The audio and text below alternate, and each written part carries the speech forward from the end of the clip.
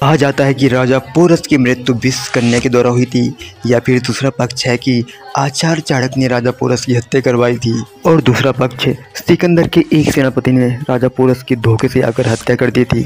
तो क्या है इसकी सच्चाई, आज की इस वीडियो में पूरी जानकारी देंगे आपको, तो वीडियो में बने रहिएगा। साथ ही अगर वीडियो पसंद आती है तो वीडियो को एक लाइक, और अभी तक चैनल को हमारे सब्सक्राइब नहीं किया तो प्लीज़ चैनल को सब्सक्राइब जरूर कर दीजिएगा।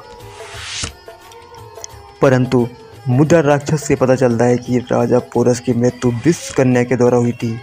यह बात झूठ प्रतीत होती है, क्योंकि विकिपीडिया के अनुसार सिकंदर के एक सेनापति युद्धोमोस ने राजा पोरस को 321 से 315 ईसा पूर्व के बीच कत्ल किया था, पर इस बात का भी कोई पुख्ता सबूत हमारे इतिहास में नहीं मिला। राजा पोरस की मृत्यु को लेकर एक तीसरा पक्ष यह भी है कि आचार्य चाणक्य ने ही राजा पोरस की हत्या करवाई थी, क्योंकि उन्हें लगा कि वो आगे चलकर चंद्रगुप्त के विजयी अभियान में कोई रुकावट ना बन जाए, इसी कारण ऐसा हो भी सकता है। अब चलिए बात कर लेते हैं कि राजा पोरस आखिर किस कास्ट जात समाज से आते थे।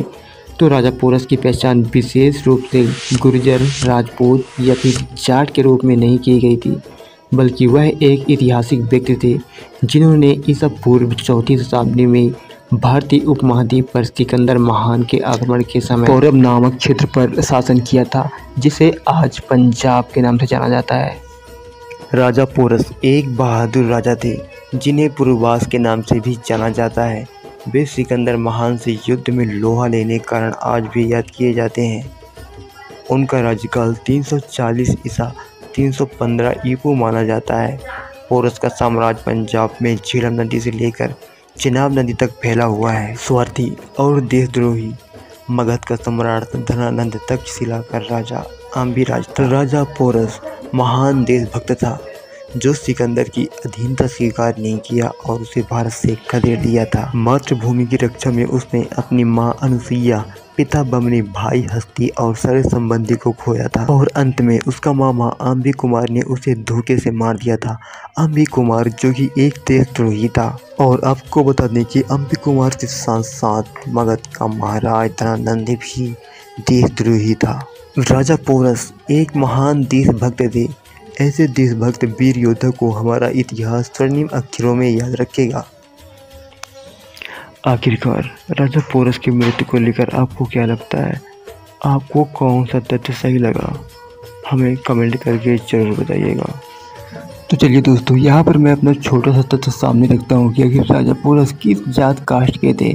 कोई राजा पोरस को यदुवंशी बताता है, तो कोई ब्राह्मण, कोई रघुवंशी, तो कोई जाट, कोई या फिर कोई यादव। लेकिन सच्चाई तो यही है कि दोस्तों, जिस इलाके में राजा पोरस राज करते थे वहाँ आज भी जाट बहुल इलाका है। वहाँ पे जाटों की संख्या बहुत ज़्यादा है। जहाँ जहाँ युद्ध लड़ा वहाँ भी जाटों की संख्या काफ़ी ज़्यादा तादाद में है, और इतिहास तो अंग्रेज और मुग़ल खत्म ही कर गए। भारतीय राजाओं की असली वीरगाथा, असली सच्चाई को अंग्रेज और मुग़लों ने जलाकर खाक कर दिया। जी हाँ दोस्तों, भारत छोड़ने से पहले उन्होंने जाते नालंदा विश्वविद्यालय लाइब्रेरी को आग के हवाले कर दिया, ताकि वहाँ रखा भारतीय राजाओं का इतिहास दोबारा कभी भी पढ़ा ना जा सके। सीधी सी बात है, इससे एक बात और अपने आप उभर कर आती है, और इस पूरी तरह से ये बात स्पष्ट हो जाती है कि भारतीय राजाओं में आखिर कितनी बड़ी देशभक्ति थी, और वह कितने महान, कितने ताकतवर हुआ करते थे, जो अंग्रेज और मुग़लों को अपनी मुट्ठी भर सेना के साथ ही धूल चटाते थे। यही कारण तो है कि दूताचार्यों ने नालंदा विश्वविद्यालय लाइब्रेरी को आग के हवाले कर दिया, ताकि भारत का इतिहास जलकर खाक हो जाए हमेशा हमेशा के लिए। कुल मिलाकर बात की जाए कि राजा पोरस आखिर किस जात कास्ट समाज से थे, तो हकीकत तो यही है कि दोस्तों, पूरी तरह से स्पष्ट नहीं है कि राजा पोरस आखिर किस समाज से थे। बस राजा पोरस के बारे में आप सिर्फ इतना ही जान जाइए कि वह एक महान भारतीय राजा थे, जिन्होंने विश्व विजेता महान सिकंदर को धूल चटा दी थी। उन्हें पूरी तरह से उन्होंने लोहे के चने चबा दिए थे। ऐसे अपनी मातृभूमि पर मर मिटने वाले महान वीर योद्धाओं को हमारा नमन। दोस्तों, राजा पोरस को लेकर आपकी क्या राय है वो हमें कमेंट में जरूर बताइएगा, और वीडियो अच्छी लगी हो तो वीडियो को एक लाइक, और प्लीज़ अभी तक आपने चैनल को सब्सक्राइब नहीं किया तो चैनल को सब्सक्राइब जरूर कर लीजिएगा, ताकि हम ऐसी वीडियो आप लोगों के लिए लाते रहें। जय हिंद।